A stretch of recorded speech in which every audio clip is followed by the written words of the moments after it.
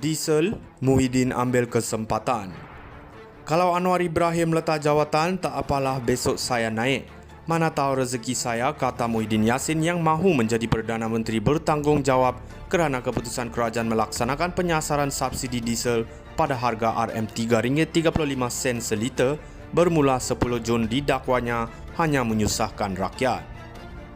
Mungkin kata-kata pengerusi Perikatan Nasional PN itu pada majlis penyerahan 22 ekor lembu korban untuk Parlimen Pago di Bukit Kepong Muar, hujung minggu lalu nadanya berseluruh, tapi ia juga terselit hasrat sebenar agar rakyat hilang kepercayaan kepada kerajaan perpaduan yang terbentuk selepas PRU15 pada 19 November 2022. Menyusuli kenyataan, sedih di hati bukan kepalang apabila memikirkan kesan kepada rakyat. Di Facebook pada 10 Jun, Muhyiddin Perdana Menteri ke-8 mengulangi di majlis itu, sekarang ni bila Perdana Menteri keluar TV, ada banyak orang beritahu saya lah, kami tak nak dengar tutup TV. Pasal apa? Kabar kita yang tak baik, benda yang susah pada rakyat dia buat. Kebimbangan kita kalau hal ini berterusan untuk tempoh beberapa bulan ke hadapan, maka rakyat akan terus menghadapi kesulitan yang besar. Melihat keadaan negara ini menjadi agak lebih cacah merba, kacau bilau tak reti menguruskan negara, rakyat dah susah ini. Macam dia tak tahu rakyat susah, orang kata jangan buat, dia buat juga. Kalau dia dengar rakyat sumpah dia, marah dia Perdana Menteri apa, dia patut buat. Kalau letak jawatan, tak apalah, esok saya naik. Mana dia tahu rezeki saya, tuan-tuan. Maknanya kalau dia dengar begitu, besok dia buat satu kenyataan, saya buat keputusan untuk menarik balik kenaikan harga minyak diesel yang saya umumkan seminggu yang lepas, kan sedap dengar tu. Kalau diperhalusi, kenyataan Presiden Bersatu itu berbeza dengan pendirian PAS, parti lebih besar dalam gabungan PN berkaitan isu yang sama. Pada 9 Jun, Setiausaha Agong Taqiyuddin Hasan berkata, parti itu mengalu-alukan matlamat baik yang digariskan kerajaan berhubung langkah penyasaran subsidi diesel itu, namun pada masa sama, berasa perlu menyuarakan kebimbangan berkait pelaksanaannya, terutama kemungkinan kesan negatif ke atas kehidupan rakyat.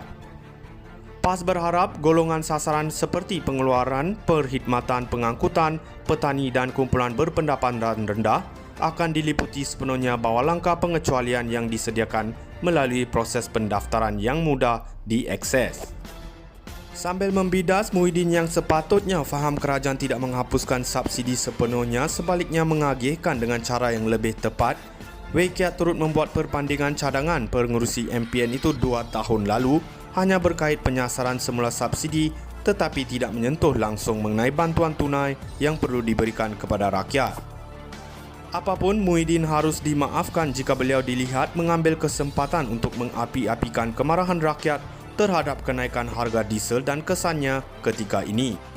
Perdana Menteri yang tidak menafikan terdapat beberapa masalah berikutan langkah penyasaran subsidi diesel itu, namun berjanji akan memperbaiki kelemahan berkenaan. Juga mengakui bersikap terbuka menerima sebarang cadangan. Kalau ada beberapa kelemahan, maklum, kita betulkan. Ini percubaan awal yang tentunya menghadapi sedikit banyak masalah. Saya tidak nafikan tetapi cerca seolah-olah kerajaan zalim itu tidak boleh, katanya. Muhyiddin harus ambil maklum. Diesel, Muhyiddin ambil kesempatan. Kalau Anwar Ibrahim letak jawatan, tak apalah, besok saya naik. Mana tahu rezeki saya, kata Muhyiddin Yassin yang mahu menjadi Perdana Menteri bertanggungjawab kerana keputusan kerajaan melaksanakan penyasaran subsidi diesel pada harga RM3.35 seliter bermula 10 Jun didakwanya hanya menyusahkan rakyat.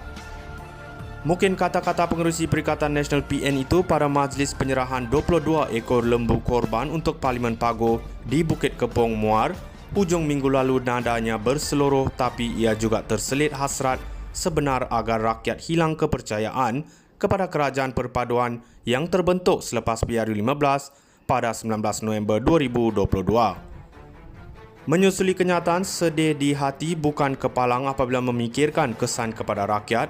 Di Facebook pada 10 Jun, Muhyiddin Perdana Menteri ke-8 mengulangi di majlis itu, sekarang ni bila Perdana Menteri keluar TV, ada banyak orang beritahu saya lah, kami tak nak dengar tutup TV. Pasal apa? Kabar kita yang tak baik, benda yang susah pada rakyat dia buat.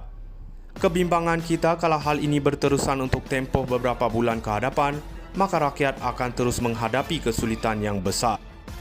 Melihat keadaan negara ini menjadi agak lebih cacah merba, kacau bilau tak reti menguruskan negara, rakyat dah susah ini. Macam dia tak tahu rakyat susah, orang kata jangan buat, dia buat juga. Kalau dia dengar rakyat sumpah dia, marah dia Perdana Menteri apa, dia patut buat. Kalau letak jawatan, tak apalah esok saya naik. Mana dia tahu rezeki saya tuan-tuan. Maknanya kalau dia dengar begitu, besok dia buat satu kenyataan, saya buat keputusan untuk menarik balik kenaikan harga minyak diesel yang saya umumkan seminggu yang lepas, kan sedap dengar tu. Kalau diperhalusi, kenyataan Presiden Bersatu itu berbeza dengan pendirian PAS, parti lebih besar dalam gabungan PN berkaitan isu yang sama. Pada 9 Jun, Setiausaha Agong Taqiyuddin Hasan berkata, parti itu mengalu-alukan matlamat baik yang digariskan kerajaan berhubung langkah penyasaran subsidi diesel itu, namun pada masa sama, berasa perlu menyuarakan kebimbangan berkait pelaksanaannya, terutama kemungkinan kesan negatif ke atas kehidupan rakyat. PAS berharap golongan sasaran seperti pengeluaran, perkhidmatan pengangkutan, petani dan kumpulan berpendapatan rendah akan diliputi sepenuhnya bawah langkah pengecualian yang disediakan melalui proses pendaftaran yang mudah diakses. Sambil membidas, Muhyiddin yang sepatutnya faham kerajaan tidak menghapuskan subsidi sepenuhnya, sebaliknya mengagihkan dengan cara yang lebih tepat. WKIA turut membuat perbandingan cadangan pengurusi MPN itu 2 tahun lalu hanya berkait penyasaran semula subsidi tetapi tidak menyentuh langsung.